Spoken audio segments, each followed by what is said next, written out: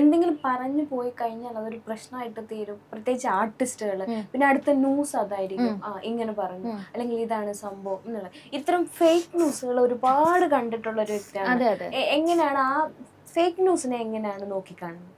അല്ല, ഇപ്പോഴാണല്ലോ ഞാൻ വിശുദ്ധമാലാകെയാവുന്നത്. ഇപ്പം എനിക്ക് ഭയങ്കര എന്താ പറയുക, നല്ല ഇമേജും നല്ല ഇതൊരു 10 വർഷം മുന്നേ എനിക്ക് അങ്ങനെ ഒരു ഇമേജും അങ്ങനെ ആയിരുന്നില്ല എൻ്റെ. കാരണം എന്താ പറയുക, ആൾക്കാർക്ക് അവരുടേതായ റീസൺസ് ഉണ്ട് എല്ലാ കാലത്തും.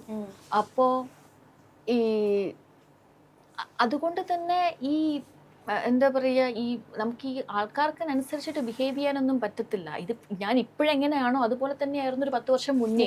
അതിനും ഒരു വ്യത്യാസവും വന്നിട്ടില്ല. ഈ പറയുന്ന ജെനുവിനിറ്റി എനിക്ക് അന്നും ഉണ്ടായിരുന്നു. പക്ഷെ അന്ന് ഞാൻ നിങ്ങളുടെ മുന്നിൽ വന്നിരുന്ന് സംസാരിക്കേണ്ട കാര്യം എനിക്ക് ഉണ്ടായിരുന്നില്ല. Because I was living an another life.